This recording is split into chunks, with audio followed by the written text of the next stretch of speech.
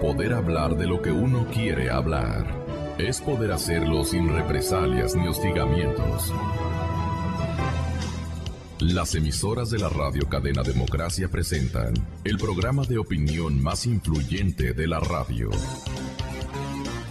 La revista informativa Democracia. Sin amilanarse, sin amilanarse. Que el Ecuador vuelva a la democracia. Si aquí hay algún elemento lúcido en el país, es el pueblo. Por sus obras los conoceréis. Ya no hay opción de diálogo, porque 8 años ya estamos cansados, ya estamos hartos. Necesito la oración de ustedes.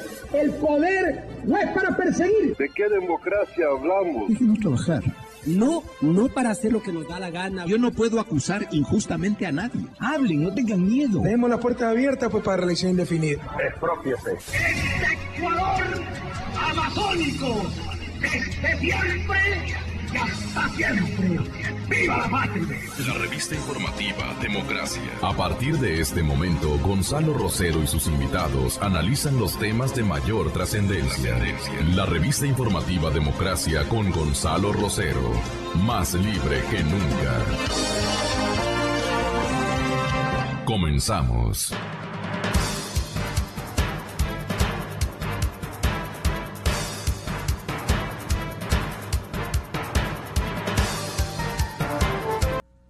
Lo acabo de calificar, no en este medio de comunicación, lo ha calificado la revista Vistazo. La revista Vistazo dice que estamos en un artículo de Cecilio Moreno Mendoza, creo que es el editor económico por estos días. Cecilio es un periodista muy experimentado, que estamos atrapados en la deuda. ¿Qué dice el señor presidente de la República? ¿Qué dice el señor presidente de la República en la ciudad de Nueva York? Cuando lo tenga listo, me comunica, ¿sí? Comencemos por aquello, ¿no? A ver, el señor presidente dice, no estamos atrapados en la deuda. Es decir, niega totalmente que tengamos dificultades así gravísimas. ¿Cómo señala el artículo de del magazine guayaquileño, la revista Vistazo? Entonces, todo por su nombre y todo tal como sale definido en el reportaje de Cecilio Moreno Mendoza. El señor presidente parece que le enteraron de que hay un gran artículo en la revista Vistazo, último número, de gran circulación. Es prácticamente un tomo lo que han hecho los compañeros, un revistón. Pero claro, aquí la mayor parte están las 110 o 1000 o 10.000 empresas que dicen se han destacado en el ejercicio de este último ciclo económico que ha vivido la República del Ecuador. ¿Por qué el Estado se endeuda? ¿Por qué el Estado se endeuda? Una buena explicación la dio el economista Pablo Lucio Paredes allá por agosto del año 2009. ¿Por qué? Responde. Porque el conjunto de la economía gasta más que los ingresos disponibles y esa brecha debe ser cubierta con inversión externa, con movimientos financieros o con deuda. Lo más fácil ha sido en el Ecuador buscar este último camino, endeudarse. El señor presidente no le ha gustado este acerto y él dice que no hay tal. Que por ahí hay publicaciones supuestamente técnicas que comparan el caso ecuatoriano con el caso griego. Nosotros tenemos una deuda externa, una deuda pública de 34%. Y de acuerdo con la metodología del Fondo Monetario, que contabiliza solo la deuda pública neta, no la deuda del gobierno con otras entidades públicas, sino la deuda de todo el sector público con sector privado, sector externo, nuestra deuda es apenas del 24%. Y nos comparan con el caso griego que tiene 180% de deuda. Y 180% que no es culpa de Alexis Tsipras, es culpa de los gobiernos neoliberales. Y como eran neoliberales, y se le prestaban todo. Y cuando explotó Grecia, el problema fue que pidieron prestado demasiado, no que dieron prestado demasiado, ¿no? Y la excesiva deuda.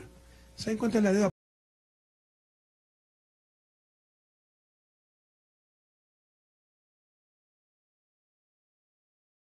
acuerdo a la metodología del Fondo Monetario, que no cuenta la deuda entre el sector público, sino el sector público con el sector privado y el sector público con el sector externo, nuestra deuda pública es solo 21% del PIB.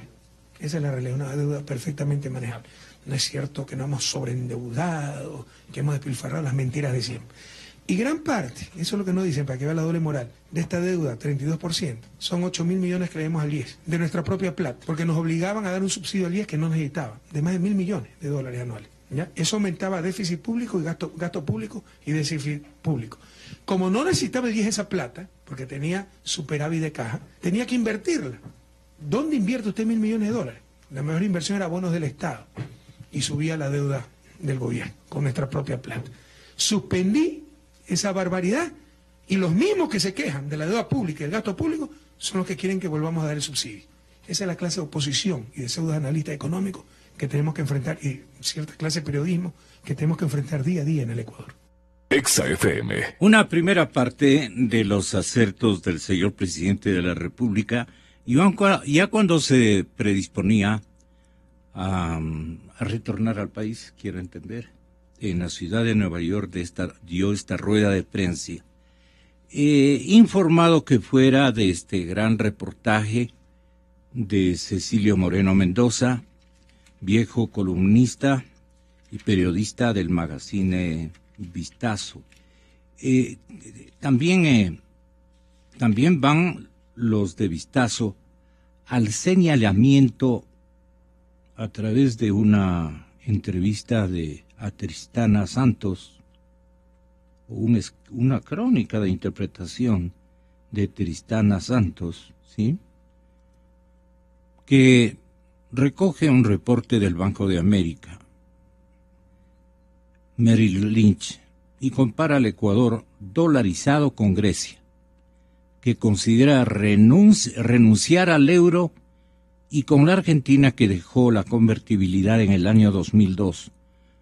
Su autor dice que el país le espera al Ecuador una recesión muy, muy profunda. La única solución, dice, que es una tijera y que habría que recortar. Lo seguimos comentando, parlando con nuestros invitados. ¿Usted cree, vicedecano de la Pontificia Universidad Católica y su Facultad de Economía, que la deuda ubicada a julio del 2015, que tiene una dimensión equivalente al 32,6%, comparada, como lo ha hecho Vistazo y no este periodista, con la deuda que exhibía un año antes, ¿no? A ver. Un año antes de que la administración de Rafael Correa se inaugure como presidente de la República. Pero le toman desde el 2005, un poco porque también él fue ministro de Economía y tuvo mucho que ver en algunos arbitrios que él asumió y tomó unos meses antes. Entonces dicen, en el 2005 el porcentaje de la deuda ecuatoriana estaba en el 14,5%.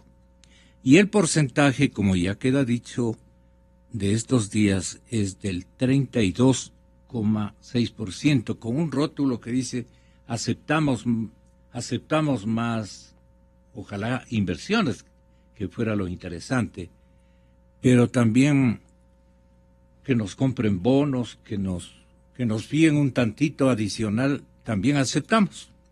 En los últimos 5 años la deuda externa casi se ha triplicado y la deuda interna se ha multiplicado por 4. Esos son los datos que en sumatoria se ha reunido el señor periodista Mendoza de Vistazo. ¿Qué le parece a usted, subdecano? En realidad nosotros le hemos endeudado agresivamente al país, poniéndonos en el plural de que estaríamos potencialmente de acuerdo con lo hecho por el señor presidente de la República, escogiendo un camino que él no es por hacer daño, lo ha escogido. ¿Cómo calificaría el episodio respecto de deuda pública interna y externa que hemos vivido con los 8 años de correísmo? Usted, bienvenido, doctor de la Torre. Gracias, Gonzalo. Muy buenos días, Pablo. Buenos días.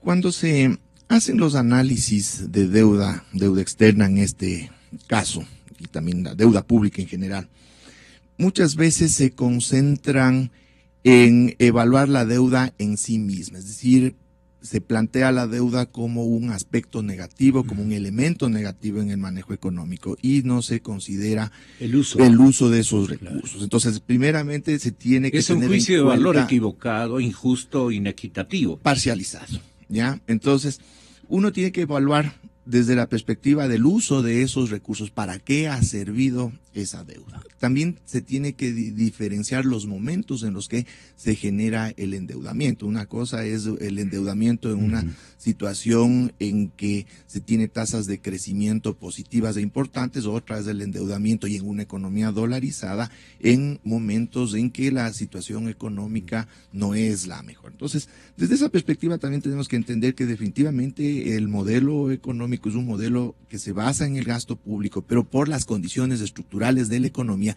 y exige de recursos que pueden ser insuficientes, los recursos propios, y precisamente esto obliga a un endeudamiento. Solo con tal vez una excepcionalidad.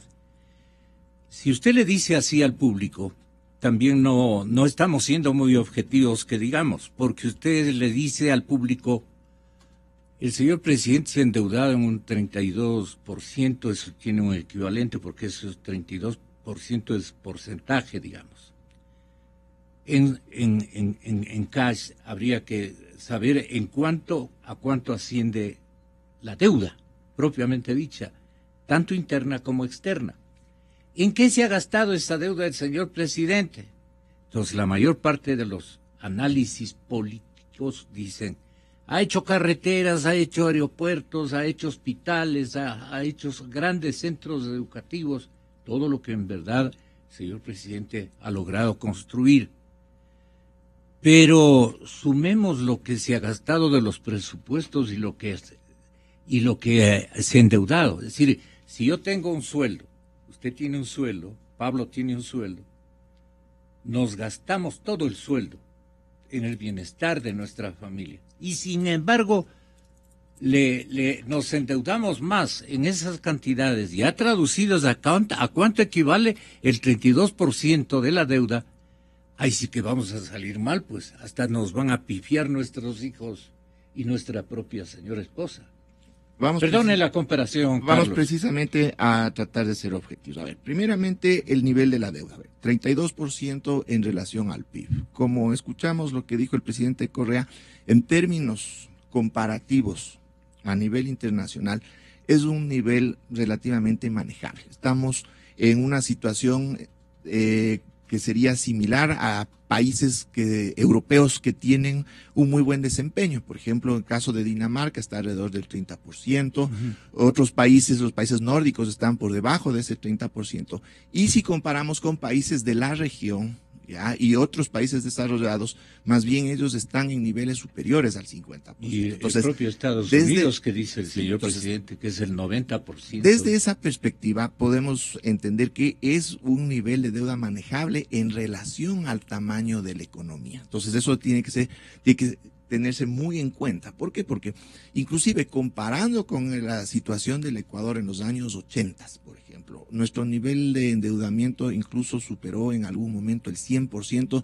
de nuestro PIB y con tasas de crecimiento bastante más bajas que las que hemos tenido en los años anteriores. Entonces eso define claramente una situación muy diferente de lo que era nuestra propia economía, de lo que son otras economías en el mundo y de la situación del endeudamiento actual. Pero volviendo al uso de esos recursos. Claro. También hay una lógica que nadie está económica defendiendo lo que hacían antes en la partidocracia, que suelen llamarle así. Porque se han requerido muchísimos recursos en carreteras, en proyectos hidroeléctricos. Sabemos que ya en el próximo año entrarán en operación 7 u 8 proyectos hidroeléctricos de gran envergadura. En definitiva, el uso de estos recursos no es un gasto que se ha disipado, ¿ya? Sino que son proyectos de inversión que tienen también una lógica. Las economías para producir necesitan de una infraestructura adecuada. Para poder ganar productividad en el largo plazo necesitan de los medios para hacer esa producción. Entonces tenemos toda una inversión en generación de infraestructura productiva. Tenemos una inversión en capital humano.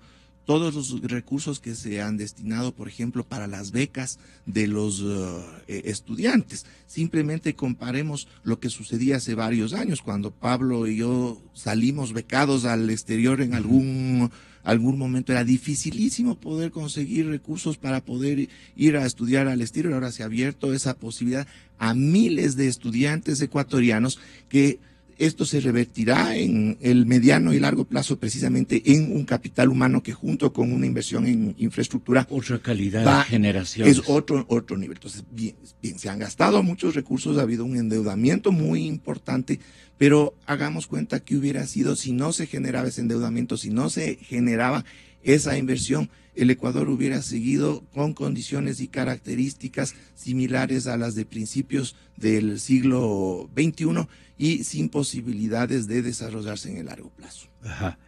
Según el Ministerio de Finanzas, la deuda con China representa el 29% de la deuda externa total. ¿A usted sí le parece el escogitamiento de ese actor prestamista?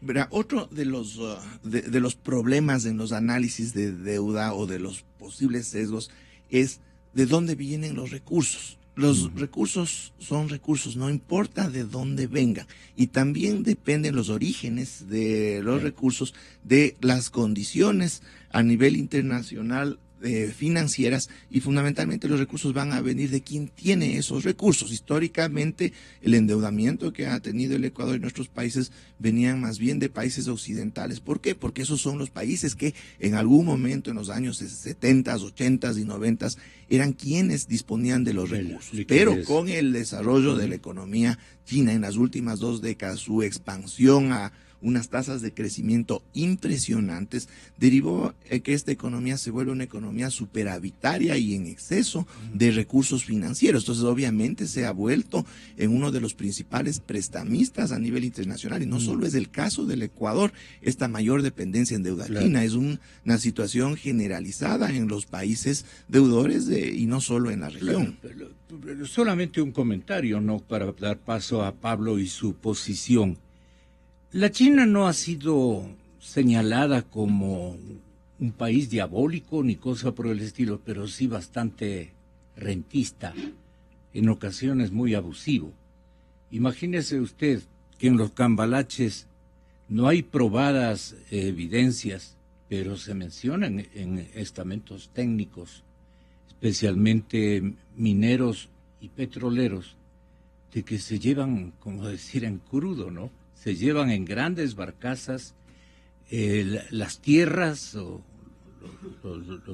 los yacimientos, si cabe el término, las tierras donde está ubicado un sinnúmero de minerales, a analizarlos en otros lugares donde semejante potencia tiene este momento. Son escenarios bastante misteriosos.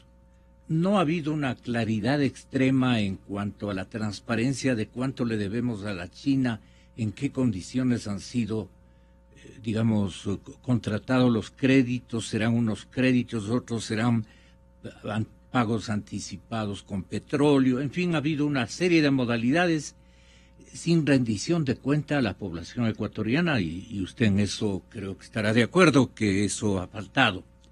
Y en segundo lugar, la China ha sido un poco censurada, si cabe el término, en América Latina por los costos en sus tasas de interés. A eso nomás me quería referir. Pasemos a escuchar a Pablo con seguramente un análisis contrapuesto a lo mencionado por el vicedecano, el doctor de la Torre. Bienvenido, Pablo. Muchas gracias. Es una misma, claro. Muy bien. Un buen día a todas las personas que nos escuchan. Un buen día, Carlos. Lo primero que me llama la atención con respecto de la deuda externa es la falta de transparencia.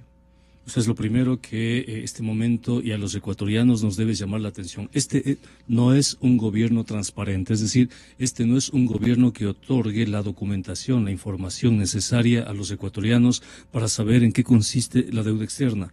Y esto lo digo básicamente porque no sabemos los contenidos exactos de lo que el país firmó, los acuerdos de factoring petrolero con China y con Tailandia. Esos acuerdos, es más, han sido excluidos de la contabilidad de la deuda. Si nosotros contamos los factorings petroleros, es decir, la entrega de recursos líquidos por parte de estos países a cambio de petróleo y además con una tasa de interés que tenemos que pagar por esos recursos líquidos, entre China y Tailandia estamos hablando de 9.500 millones de dólares. Es lo primero. Lo segundo es la falta de institucionalidad. La Constitución establece los parámetros y además establece las formas por las cuales debe de regirse la deuda externa.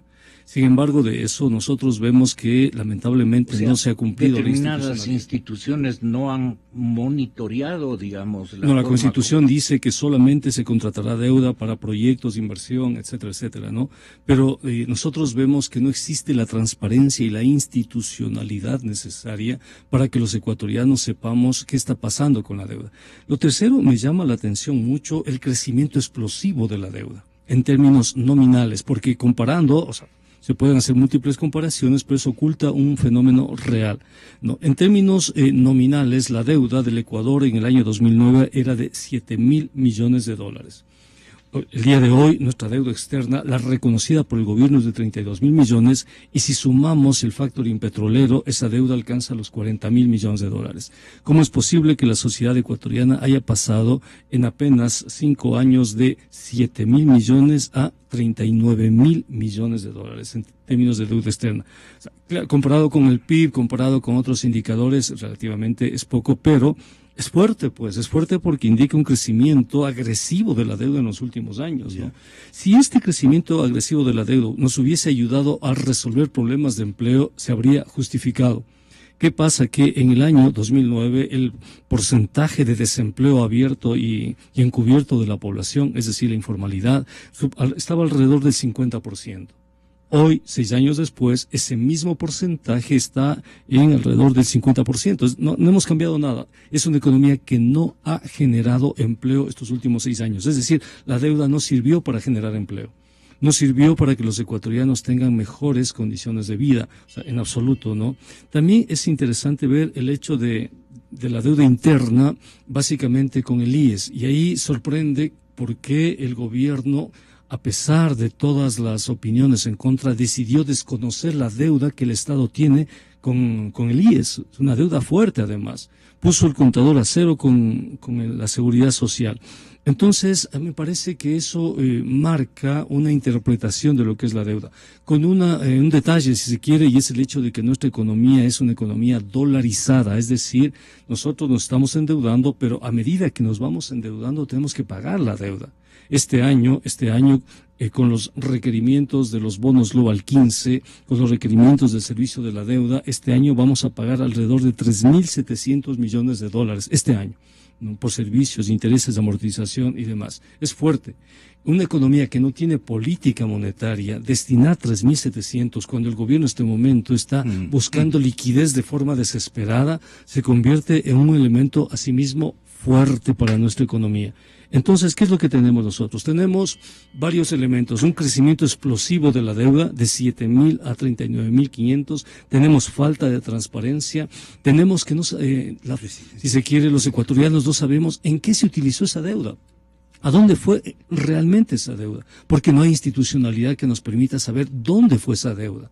Porque se justificaría esa deuda si esos recursos hubiesen sido utilizados, qué sé yo, para determinado tipo de infraestructura, y eso habría generado crecimientos de empleo. Pero todos los indicadores macroeconómicos del gobierno están en rojo, si se quiere. La igualdad social está en rojo, los indicadores sociales están en rojo, los indicadores del empleo están en rojo, y este momento la deuda. El gobierno minimiza. ¿Y por qué lo minimiza? Porque él dice, si yo comparo la deuda con el tamaño de la economía, no me preocupa. Pero Para eso se necesitan otros elementos, si se quiere. Ese tamaño de la economía es una economía dolarizada, necesita recursos para moverse. Y este momento, con la restricción que tenemos por la reducción del precio del petróleo, ¿no?, minimizar el tamaño de la deuda no es muy responsable que se diga. ¿Por qué? Porque no tenemos los recursos necesarios que nos permitan cumplir con la deuda y cumplir además con lo que necesita el país en términos de liquidez. El país efectivamente está entrando en un ambiente de recesión. Y en un ambiente de recesión, cuando hay crecimientos negativos de la economía, tener que pagar deuda externa, aunque sea poca o aunque sea mucha, es fuerte. Realmente es fuerte, sobre todo cuando no se tiene moneda. Entonces, no me extraña que el presidente minimice los problemas. El presidente no es un estadista, eso es definitivo.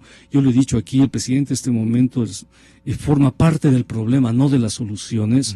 Y ojalá algún momento la sociedad ecuatoriana tenga la posibilidad de saber realmente cómo se contrató la deuda, a dónde fue esa deuda. Vamos a tener que constituir comités de auditoría de la deuda. Esos recursos, pero por supuesto.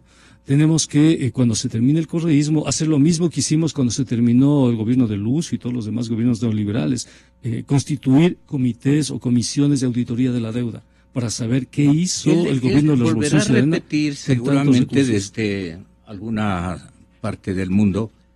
El mandatario volverá a repetir lo que ha dicho anoche en la ciudad de Nueva York, que sin la deuda él no tendría la posibilidad de haber anunciado fondos de estabilización o de haber construido fondos de estabilización petrolera que le han servido para hacer obras que van a mitigar y de alguna manera van a prevenir fenómenos como este del Niño que viene. También ha dicho el señor presidente que Ecuador va a tener un crecimiento pequeño pero positivo equivalente al 0,4% en relación con otros países que van a tener datos negativos, digamos, en este parámetro.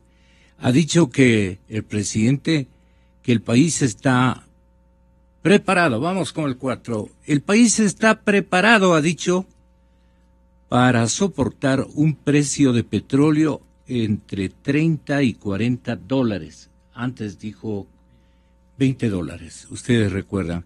Le ha subido un poquito, entre 30 y 40 dólares para el próximo año.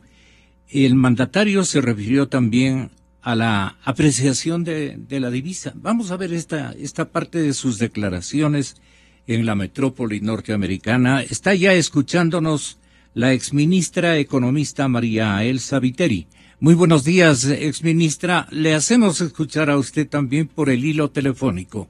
Con respecto al precio del petróleo, nosotros estamos preparados por un precio de petróleo bajo durante los próximos años.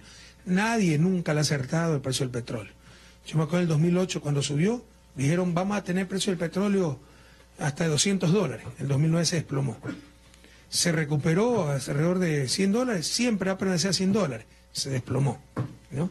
Entonces es como que si se empeña el petróleo en hacer cada vez mal a los analistas, ¿no? Cada vez que lanzan una predicción, los contradice. Entonces, pero estamos preparados para el peor de los escenarios, tener un precio del barril de 35 a 40 dólares el próximo año, que va a ser mucho más sencillo, porque ya no vamos a tener que desembolsar miles de millones para finalizar proyectos estratégicos de los cuales no recibíamos un dólar. En 2016 ya no vamos a tener que hacer esos desembolsos y vamos a recibir los dólares. El próximo año, solo el próximo año, porque entran escalonadamente a funcionar, las hidroeléctricas nos ahorrarán cerca de 700 millones en importación de combustible. Y el 2017, ya cuando funcionen completamente, serán cerca de 1.300 millones de dólares que nos ahorren anualmente. Si las cocinas de inducción tienen un alto impacto, ahí podemos ahorrar 400, 500 millones más en importaciones de gas. Estamos hablando de cerca de 2.000 millones de dólares. Entonces, estamos preparados para un precio del petróleo más bajo, ajustando el presupuesto, siendo más eficientes, etcétera, que siempre lo hemos buscado. Y para apreciación del dólar, ¿no? Ese es un problema igual o más grave que la caída de los precios del petróleo, porque es como estar en una batalla sin municiones. Colombia nos desprecia 60%. ¿Qué hacemos? Brasil depreció 68%, Canadá ha depreciado, Noruega depreció 25%. ¿Qué hacemos? Entonces nos toca ser muy creativos, poner salvaguardias, drawback para los exportadores. O sea, esto que nos critican las salvaguardias, para que vean lo injusto que es, la salvaguardia significa aranceles máximos de 45% para el 30% de las importaciones. Una depreciación de 60% del peso equivale a haber puesto un arancel de 60% a todas las importaciones. A grosso modo, hay que afinar los cálculos. Y al mismo tiempo, haber dado un apoyo cercano a la misma magnitud a las exportaciones. Nosotros, en cambio, con la salvaguardia, solo podemos poner aranceles al 30% de las importaciones. Y con esa plata, pasarle a los exportadores, devolver los impuestos para que no pierdan tanta competitividad. Son los malabares que tenemos que hacer por no tener moneda nacional. Pero lo hemos hecho muy bien. De cumplirse el plan de financiamiento, vamos a llegar sin mayores problemas a diciembre, mayores problemas macro, ¿no? Estamos cuidando los equilibrios macro, sector externo, sector fiscal, sector monetario, cuidando la dolarización. Es inevitable que haya impacto en el sector real. Si ustedes han de recibir 7.000 millones en exportaciones petroleras, 7 puntos del PIB, no esperen pues que la actividad económica continúe como que si nada, es imposible. Y el que le diga lo contrario les está mintiendo. Entonces yo prefiero que contraigan un poco el crédito los bancos, pero que tengan buenas reservas para evitar un problema bancario, un problema con la dolarización. Y es una gran desventaja que tenemos, el buen monitoreo que se ha hecho a la banca, la solvencia de la banca, las reservas de la banca y las reservas que nosotros tenemos, el fondo de liquidez, cerca de 2.5%, 2.500 millones de dólares del PIB en el extranjero en caso de emergencia. Estamos muy bien respaldados. Prefiero eso, no arriesgar una crisis sistémica, pero es inevitable que haya cierto impacto en el sector real, se disminuye el crédito, disminuye la actividad económica, vamos a crecer menos, pero estamos en un año durísimo. Y tengan la plena confianza de que lo hemos hecho muy bien, pero ha sido un año extremadamente complicado. Exa FM. ¿De qué es escéptico, con permiso suyo, exministra, de qué es escéptico subdecano doctor de la Torre de lo dicho por el señor presidente de la República? ¿Y en qué, en cambio, usted se hermana optimistamente, en forma muy optimista con el discurso de que le hemos hecho muy bien hasta este momento a pararle a la crisis, incluso con esto que menciona que tiene 2.500 millones, cuando yo he anunciado en días anteriores que el jefe del Estado más bien estaba atrás del Fondo Monetario Internacional con todo lo incongruente que resultaría esa reconciliación. Bueno, nunca ha estado bien con el Fondo Monetario, pero eso llamó profundamente la atención. Ahí sí que me quedé envuelto en una situación bastante enigmática. Precísela a la audiencia su punto de vista. Bueno, a lo que el presidente se refiere es que la situación que nosotros estamos viviendo, y en eso estoy totalmente de acuerdo, es una situación coyuntural donde han confluido varios factores, ¿ya? Y estos factores son de origen externo, es decir, no están bajo el control de las autoridades económicas del Ecuador y se han dado de forma coincidente. La primera es la caída de los precios del petróleo y la segunda, a lo que se refirió el presidente, es la apreciación del dólar frente a las monedas de nuestros principales socios comerciales. Entonces, ¿esto qué es lo que implica? Implica que las exportaciones ecuatorianas se encarecen en los mercados internacionales y van a demandar menos de nuestros productos en los otros países. Eso efectivamente se traduce en un segundo impacto, más allá o además del impacto de la caída de los precios del petróleo, mientras que del otro lado, para el Ecuador se le vuelve más barato importar desde el exterior. ¿Por qué? Porque el dólar es más fuerte frente a las otras monedas y se abaratan notablemente los productos en los otros países. Ahí se ve claramente el ejemplo de lo que ha sucedido con las compras que realizan los ecuatorianos en Ipiales, en Colombia. Ese es un efecto clarísimo y esto multiplicado hacia todo el comercio exterior del país genera un drenaje de recursos que tienen que ser cuidados, esos recursos precisamente para poder no solamente sostener el esquema monetario vigente, sino que son recursos que se están destinando a otros fines y no lo que nos interesa acá, que se consuma lo ecuatoriano, que es lo que puede generar empleo, lo que genera el desarrollo de la economía nacional. En relación a los 2,000 y tantos millones de dólares a los que hace alusión el presidente, que no es que dispone este momento, sería el ahorro que tendría el país en el 2016 en cuanto a que... Producto del PIB, dice. Me estoy refiriendo a lo que indica en relación a lo que se dejaría de importar en términos de derivados para la generación de energía eléctrica. ¿Por qué? Porque entrarían ya en operación los proyectos hidroeléctricos y ya no se necesitaría generar energía termoeléctrica con combustibles importados. Entonces esto definitivamente genera un alivio en las cuentas fiscales desde el año 2016. ¿De qué orden o de qué cuantía? Eso es lo que indicó el presidente. Sumando varios de estos rubros estaría en el orden de los 2,000 millones de dólares. Entonces tengamos en cuenta también el manejo de cifras. Esto de alguna manera puede cubrir en buena parte la reducción de los ingresos fiscales que se tiene en materia de exportaciones de petróleo. Si nosotros vemos las cifras, voy a tomar el año 2013, que es el último año completo en que los precios del petróleo estaban cercanos a los $100 el barril. De los ingresos del gobierno central, los ingresos petroleros eran aproximadamente un 25%, cerca de 4.700 millones de los 20,000 y tantos millones de dólares. Entonces, ¿qué es lo que significa una reducción de los precios del petróleo a la mitad? Significa que de esos 4,000 y tantos millones, el Ecuador estaría recibiendo 2,000 y tantos millones. Con estos ahorros futuros que tendríamos en el 2016-2017, esa cifra del ahorro podría de alguna manera compensar lo que estamos recibiendo de menos por los ingresos petroleros. Entonces ese es el argumento para indicar que la capacidad que tiene el gobierno y la economía de enfrentar precios bajos existe. Es decir, no es que vamos a salir sin ninguna afectación. Evidentemente hay impactos en la economía ecuatoriana, pero esos impactos, si comparamos inclusive con otros momentos en la economía del país, en momentos que realmente eran crisis, esos impactos son manejables y no van a ser traumáticos en la medida como se ha dado en otras ocasiones. Y hay otro elemento que también es importante destacar. La Vistazo hasta este momento con este reportaje no es de muchas páginas, pero es de cifras contundentes y de acertos, obviamente, que preocupan. Está equivocadísima del medio a la mitad. Es que, verá, el asunto no es la exactitud en las cifras. Yo aquí tengo montones de cifras muy exactas. Es cómo se interpreta y se entiende las cifras, ¿ya? Entonces, desde esa perspectiva, desde la perspectiva de cómo se hace el análisis, para eso somos economistas profesionales, ¿ya?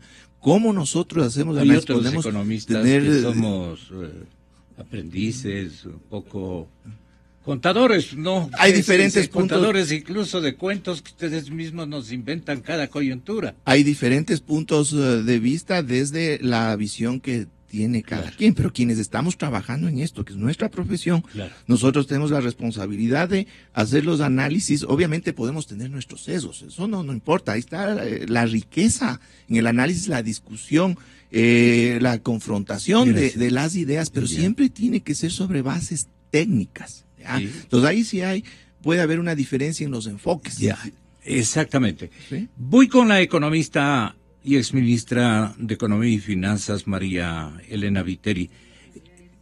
María Elsa, perdone, exministra, es que necesitamos tenerla acá en la capital de la República más tiempo, ¿no? Vea cómo nos estamos olvidando su segundo nombre, tan hermoso que es. María Elsa Viteri, en la cadena Democracia. Exministra, ¿a usted le parece que la lectura coyuntural que hace la revista Vistazo, estoy seguro que le ha pegado a usted un miramiento extenso al artículo que no es muy largo y que está firmado por el periodista Cecilio Moreno Mendoza, sobre lo que da en llamar una deuda espantosa en la que hemos incurrido, y que estamos precisamente atrapados por esa circunstancia. Pero adicionalmente a lo que ha dicho el subdecano de Economía, Carlos de la Torre, y lo mencionado por Pablo Dávalos, también aquí en el estudio, según el ministro coordinador Patricio Rivera, estamos plenamente preparados para la crisis. Esto es que, primero, tenemos una muestra. Estamos dentro de los gobiernos con menos deudas de la región. En gobiernos anteriores, las deudas del Estado crecía para beneficiar a los más poderosos. Esto ya es una parte del discurso político del ministro Rivera, pero la parte cuantitativa es lo que vale. Hoy la deuda se destina exclusivamente para inversión, para producir, para tener hidroeléctricas, proyectos de control de inundaciones, proyectos agroproductivos, carreteras, y él rescata lo manifestado en el número 13 de la revista Ecuador Económico.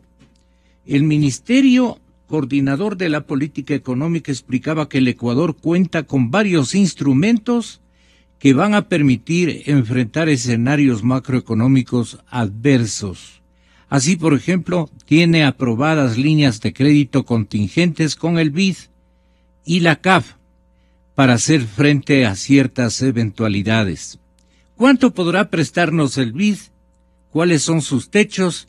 ¿Y cuánto podrá prestarnos la CAF? ¿Cuáles son sus techos? Y de conformidad a qué fortalezas que señale o demuestre nuestra economía nos podrán hacer esos créditos en las cantidades que suponemos, contagiados por el pesimismo de la oposición, va a requerir el Ecuador fiscal y el Ecuador macroeconómico de estos próximos meses. Más o menos así está la cosa. Hasta diciembre del 2013 en bonos de deuda externa debíamos, para solamente tener una muestra, debíamos 1.132 millones. Hasta julio del 2015 ese tramo de deuda ha subido a 5.500 millones. Y así podemos ir mencionando algunos otros. Hablan también del encanto chino. A ver si usted le redondea la situación de nuestra deuda en la actual coyuntura, exministra. Muy buenos días. Buenos días y buenos días a todo el país, ¿no? A través de Radio Democracia, ¿no? Bueno, en realidad, yo creo que aquí es muy amplia su pregunta, tiene muchos comentarios y muchos antecedentes, y yo creo que en realidad habría que sintetizarlo en un tema que es lo que hay que verlo para poder entender, digamos, el panorama, ¿no? ¿Verdad? En primer lugar... Hagámoslo entonces. ¿Aló? Sí, lo hagamos, digo, analicemos totalmente cuál es la coyuntura de la deuda. Vamos a ir avanzando, ¿no? El tema es el siguiente, ¿no? Realmente uno tiene que entender que efectivamente ninguna de las economías como las nuestras y ninguna economía en el mundo se abastece única y exclusivamente por los recursos que posee. Siempre está a disposición, o mejor dicho, tiene necesidad de encontrar otros recursos no necesariamente nacionales. Y de ahí nace lo que es un poco el endeudamiento externo, por decirlo o por simplificarlo de alguna manera. Estos recursos realmente en el sistema financiero internacional vienen dados por tres opciones básicamente, ¿no? La opción de lo que son los multilaterales, la opción de lo que son países, relaciones de países, y la opción comercial. Cuando hablamos de la opción comercial, pues hablamos de cualquier ente financiero privado. Cuando hablamos de la relación entre países, hablamos de lo que es la deuda bilateral, y cuando hablamos de la multilateral, pues hablamos de organismos financieros internacionales que se supone de alguna manera tienen alguna intencionalidad de más que nada apoyo, porque la estructura interna de ellos apunta hacia ver quiénes en el mundo tienen, merecen mayor atención, dado que el sistema mismo como está mundialmente ha creado brechas impresionantes en términos de el desarrollo y que precisamente es el punto de partida, digámoslo así, de estos esquemas de inequidad y de en fin, lo que en última instancia es lo que interesa en la economía, que es generación de bienestar, ya visto desde la perspectiva inclusive mundial. Entonces, en el caso del Ecuador, realmente yo creo que es importante delimitar que en el año 2007, cuando ingresa este gobierno, todos sabemos que existía una estructura muy comprometida, aparte de una serie de elementos como, por ejemplo, no tener un manejo, o mejor dicho, no tener posibilidades de manejar el presupuesto, que es el que indica hacia dónde vamos para el crecimiento en términos de generación de los recursos, ¿no? O distribución de los recursos. Teníamos un problema enorme, que era que estábamos maniatados porque realmente estábamos inmersos en una deuda tremenda que no producía absolutamente nada, y que no producía absolutamente nada porque precisamente, como escuché, realmente entré muy tarde al diálogo que tenían allá, como escuché, sí es importante saber qué se ha hecho con esa deuda, qué ha producido esa deuda, qué es lo que nos produce. Y en el caso del Ecuador de ese año y de ese entonces, el Ecuador tenía enormes desangres, digamos así, de dinero hacia el exterior, producto de una deuda que no producían absolutamente nada. Entonces, hoy por hoy realmente, yo creo que más bien lo que hay que entender y mirar es que lo que el proceso ha traído es la posibilidad de tener una opción positiva de tomar dinero del exterior para invertirlos en el desarrollo. Esa ha sido la tónica y ese ha sido el esquema. Por eso usted menciona... En gasto corriente, en gasto público, en gasto dispendioso, ¿usted no cree que ha sumado durante los 8 años una importante cifra que además pasa a un escenario de incógnito o de misterioso porque no ha habido una rendición de cuentas adecuada? Bueno, yo creo que las rendiciones de cuentas están dadas en la ley de transparencia, y usted me cambia, justamente yo le iba a decir en términos de que usted dice bien que hoy por hoy ese tipo de endeudamientos está ligado exclusivamente a lo que es inversión, lo que no ocurría antes. Y precisamente podrían darse algún tipo de desvíos en esta naturaleza de aumentar una deuda que no era productiva. Es más o menos como para que un poco ilustrarlo, ¿no? ¿Verdad? Siempre que hoy por hoy han abierto la posibilidad de que en el supermercado una ama de casa pueda con su tarjeta de crédito diferir a 3 meses su consumo de alimentos, ¿no? Entonces resulta que usted se endeuda para realmente abastecer algo que es un consumo inmediato. O sea, hay una irracionalidad en términos de lo que es la lógica del consumo, o para qué se consume versus si presta o no presta, ¿no? Entonces, exactamente en el mismo sentido. Ministra, que dice bien, hoy realmente tenemos un direccionamiento de lo que prestamos hacia relaciones de inversión que produzcan efectivamente rendimientos. Y ojo, en el caso de el Estado, no solamente es la producción en términos como lo conocemos nosotros, de que nos ingrese dinero, sino también de lo que nos deje de significar egresos. Exministra, perdone, lo que ocurre es que muchos analistas, y tenemos que decir muchos porque son bastantísimos,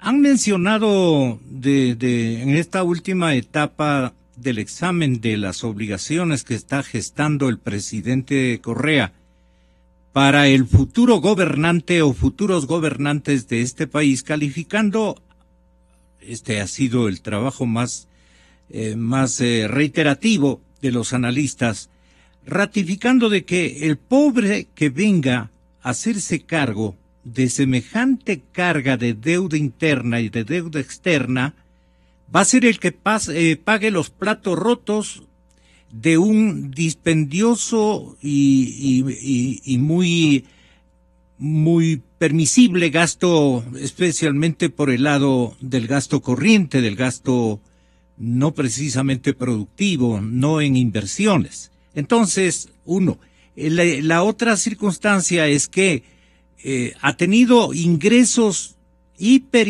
gigantes en comparación a los que ha tenido en el pasado por el lado del petróleo, que pasó una época de diamante, no de oro, una época de diamante, en los últimos años, en los últimos meses, y que se sacó la lotería el señor presidente Correa. Sin embargo, ostenta a este momento un 32% de deuda externa, y creo que está sumada a la interna también, 32% de deuda. Entonces dicen, se ha gastado 230,000, 220,000, 240,000 millones de ingresos, y aparte de eso, tiene una carga de deuda equivalente al 32%.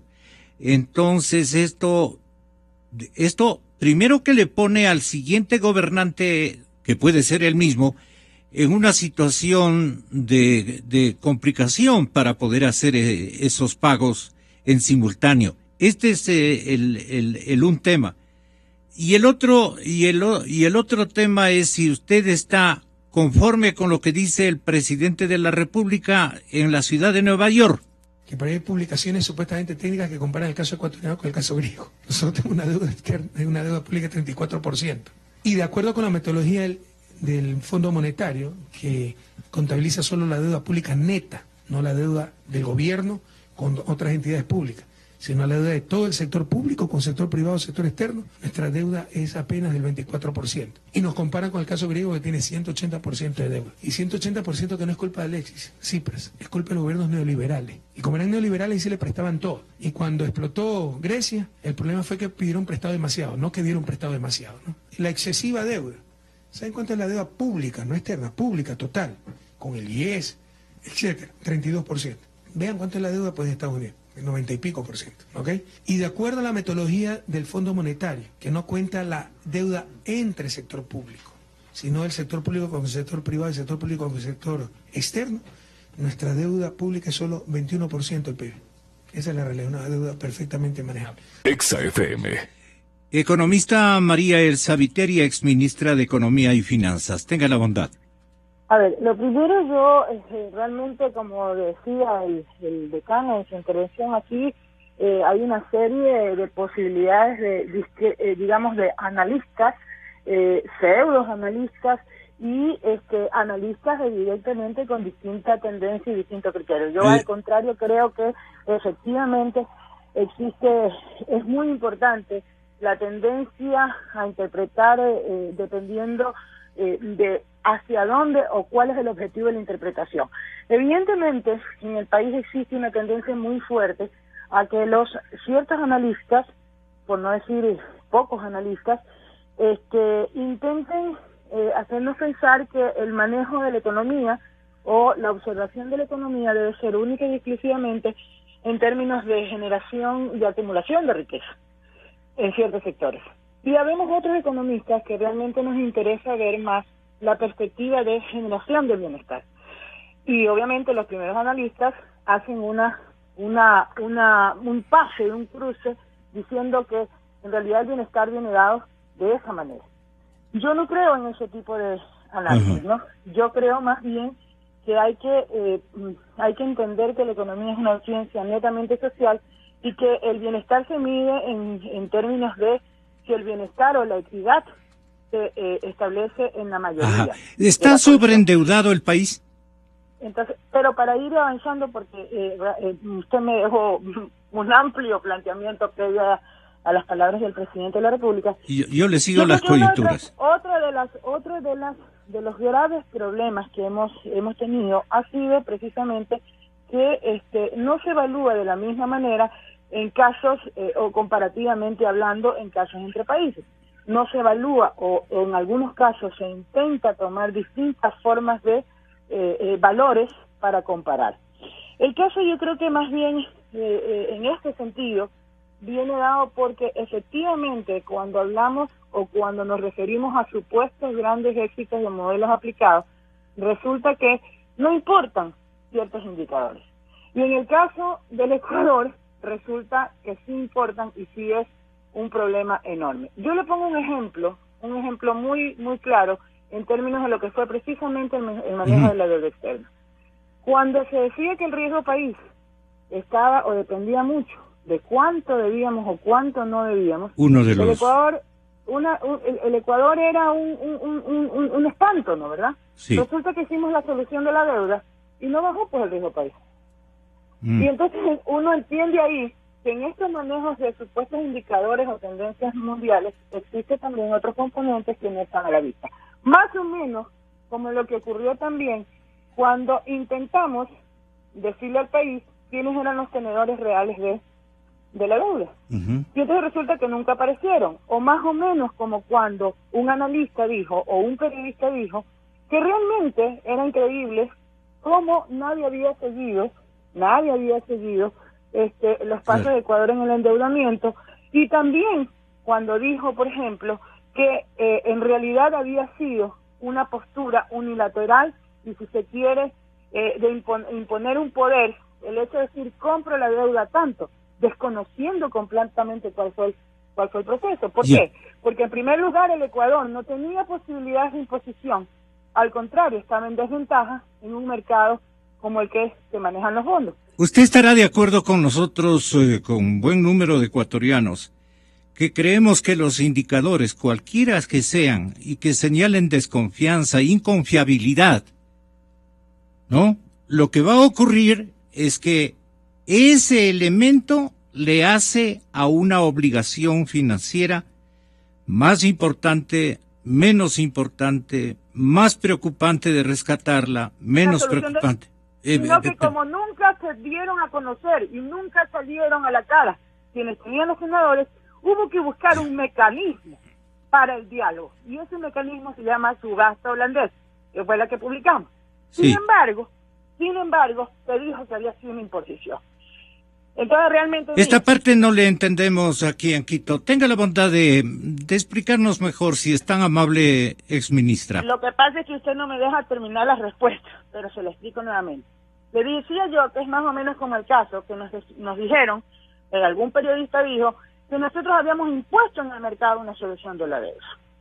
Que es más o menos decir, arbitrariamente dijimos, se paga porque se paga este valor. Y no fue así. Primero porque el Ecuador no tenía posibilidades de imposiciones en el mercado que se manejaba. Y segundo, porque realmente no hubo posibilidad frente a los llamados de que los verdaderos tenedores de la deuda dijeran, yo soy. Entonces, ¿cómo llamamos para que se sienten? Todo lo hicieron por intermediarios. Entonces, inteligentemente y creativamente, lo que hicimos fue buscar un mecanismo. Y ese mecanismo fue la subasta holandesa. ¿Qué significa? Es una metodología. Convocar a la gente. Nosotros ofrecemos esto, nos dieron una respuesta y llegamos a un acuerdo que gracias a Dios fue exitoso de más del 97%. Entonces, mire, usted recuerda este episodio. Yo lo que le quiero decir con esto es que las interpretaciones al día siguiente sale, o mejor dicho, inclusive hasta ahora, salen interpretaciones diciendo, primero, que cómo es posible si era tan exitosa la solución de la deuda, tan exitosa, ¿por qué ningún otro país la ha seguido? Yo le explico por qué ningún otro país la ha seguido. ¿Sabe por qué? Porque realmente nosotros ganamos la partida y hoy por hoy se dedicaron ya a cerrar todos los caminos que nosotros utilizamos. Sin embargo, no creo. Usted está muy orgullosa de eso. Pero completamente orgulloso. Usted sabe lo que es haber roto con todo un sistema financiero internacional. Usted sabe lo que es haber logrado, la única persona que ha logrado en el mundo, haber desendeudado a un país. Por supuesto que estoy orgulloso. Ahora, le ruego que tenga la bondad, así como lo hemos escuchado, que tenga la bondad de escuchar la opinión que tenga sobre estos temas y sobre el tema general, si estamos hiperendeudados, si nos va a ser fácil pagar esa deuda, si ha sido muy bien utilizada, si hay informes transparentes del uso de todos estos créditos, con Walter Spurrier, que desde Informe Semanal, este instante, tiene la bondad de acompañarnos. Buenos días. Gracias. Economista, buenos días. Gracias a todos los compañeros de panel y saludos a toda la querida audiencia. Bueno, yo no creo que el país esté hoy sobreendeudado.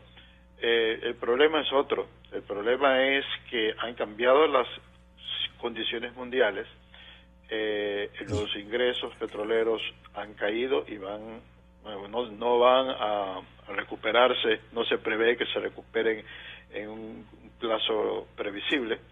En segundo lugar, el dólar se ha fortalecido enormemente y esto está trayendo problemas en la economía, tanto problemas por el lado fiscal como problemas por el lado de la balanza comercial.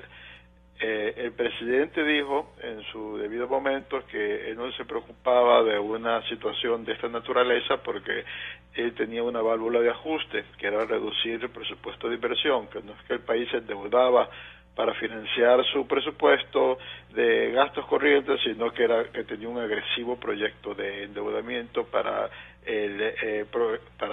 su programa de inversión, el presupuesto de inversión. Pero encontramos que ahora no hay un mayor ajuste ante la nueva situación y el país tiene que estar recurriendo a fuerte endeudamiento para financiar la totalidad de su presupuesto. Por el lado de los gastos corrientes, no ha habido mayor austeridad este año. De hecho, lo que se ha reducido en gastos corrientes es sobre todo las transferencias, pero hay solo una reducción de 66 millones de dólares en el gasto del sector público no financiero en los primeros 8 meses. Sí hay una cierta caída en el gasto de inversión. Ahora, un segundo punto que hay es que en este tan ambicioso programa de inversión, cuando suele haber un programa de inversión tan ambicioso en que se toman proyectos de distinta índole, o sea, de la misma índole, varios proyectos, suele haber algo de desperdicio. Entonces, acabo de escribir un artículo justamente en El Comercio, en el cual veo que de la inversión de cerca de 3.000 millones de dólares en refinación y transporte de combustibles, etcétera, tenemos poco que mostrar. Vemos como el gobierno ahora mantiene unos programas de inversión que no parecen que se justifican hoy, como por ejemplo cambiar los edificios de la administración pública. Dice que se lo hace con endeudamiento, pero está aumentando el endeudamiento. Entonces se puede decir, sí, es un proyecto de inversión. Pero cuando uno habla de inversión, uno está pensando en un proyecto que va a generar directa o indirectamente rentas para pagar esa deuda. Yo realmente veo muy difícil que la construcción de edificios públicos nuevos para reemplazar a los actuales vaya a generar directa o indirectamente más rentas para el Estado.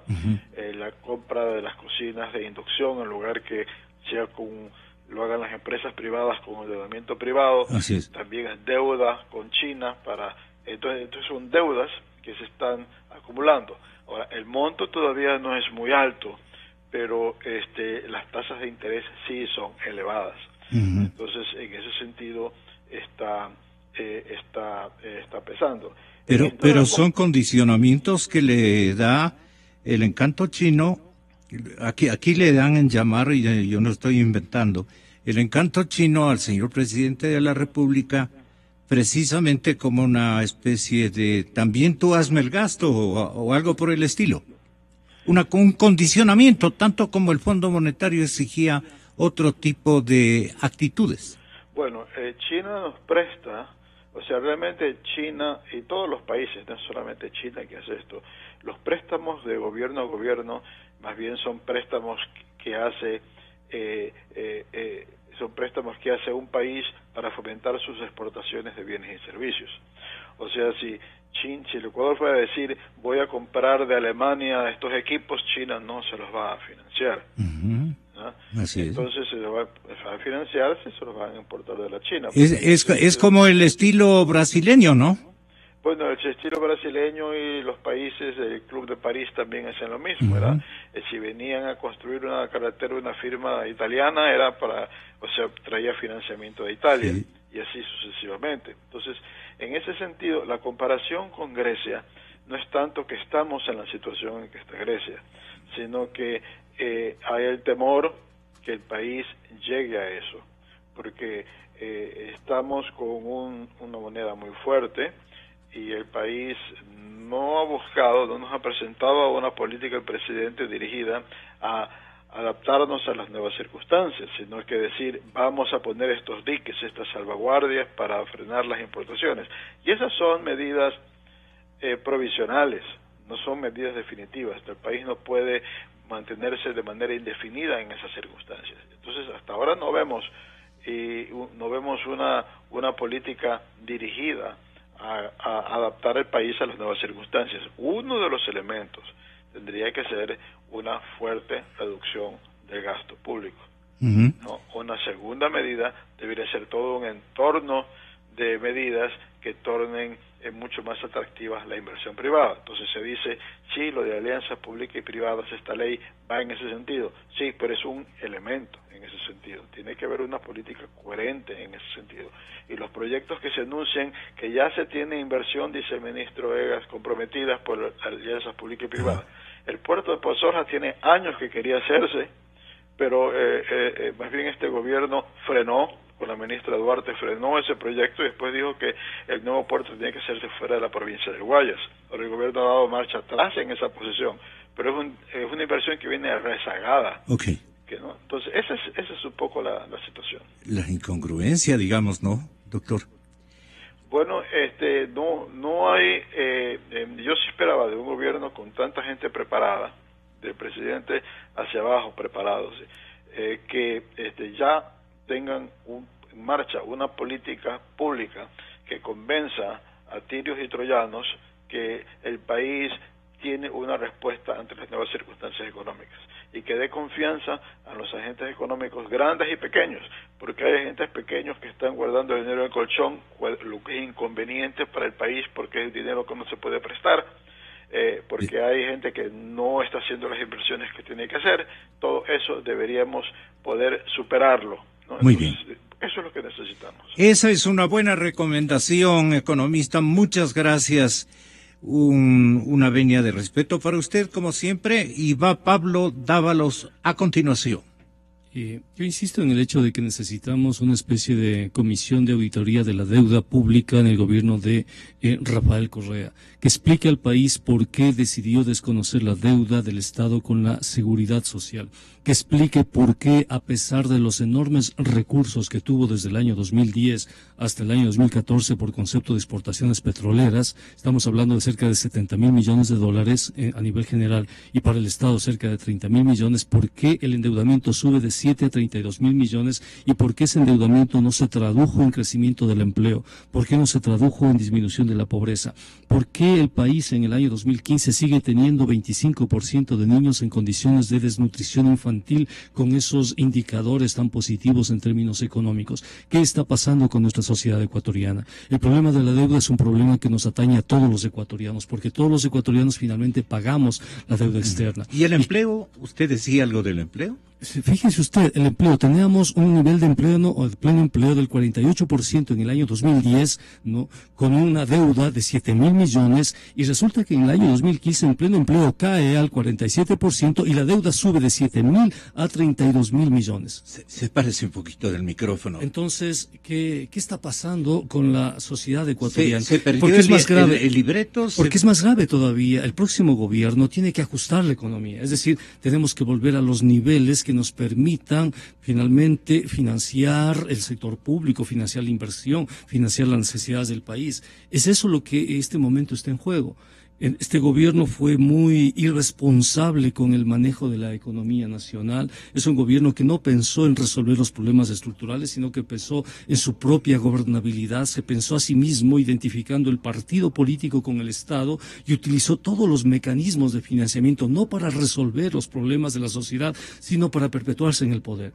Es decir, abusó de la confianza que los ecuatorianos tenían con respecto a la democracia. ¿Y qué tenemos en este momento? Tenemos una deuda externa que se está convirtiendo en un peso fuerte. Yo insisto en el hecho de que hoy tenemos este año que pagar por concepto de deuda externa, de servicio de la deuda, una cantidad importante en una situación donde no tenemos los recursos, donde no hay recursos ni siquiera para cubrir el gasto corriente, la nómina. Pero coincide el superministro del Frente Económico, Patricio Rivera, y también el subdecano de la Pontificia Universidad Católica, le hace Facultad de Economía, Carlos de la Torre coinciden de alguna manera en que sí estamos preparados para darle una contraofensiva a la crisis. No estamos preparados, tenemos dolarización como esquema monetario.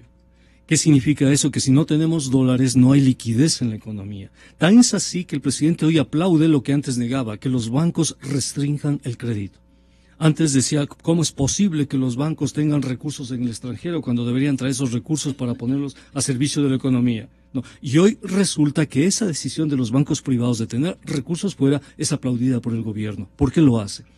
Porque sabe que si no hay liquidez, esta economía simplemente colapsa, porque la liquidez no depende de lo que nosotros, con buena o mala voluntad, podamos hacer, depende de factores exógenos, externos.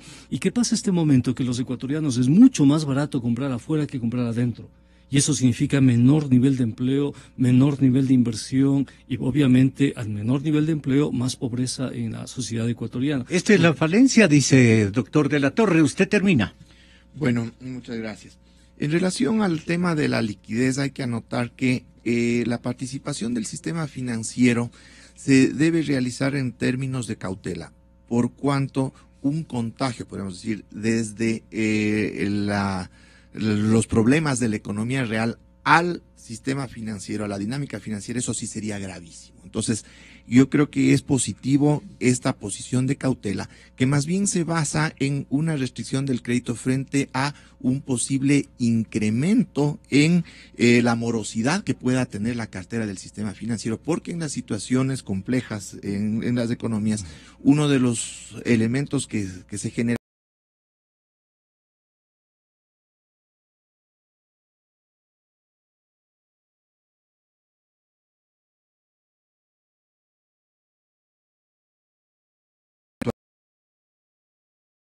también hay que entender que una restricción del crédito se convierte en una, podríamos decir, en una medida procíclica. ¿Qué quiere decir eso? Que cuando se necesita más bien más crédito para que genere más producción, exactamente, para que active la economía. Entonces sí. Aquí hay una situación, como se dice en economía, un trade-off, es decir, gana por el un lado pero pierde por el otro, es decir, se gana en términos de cautela frente a una situación compleja en materia financiera, pero se pierde por cuanto no hay los suficientes recursos para poder empujar nuevamente a la economía a través del financiamiento productivo. ¿Usted en esto es rotundo, señor economista Dávalos?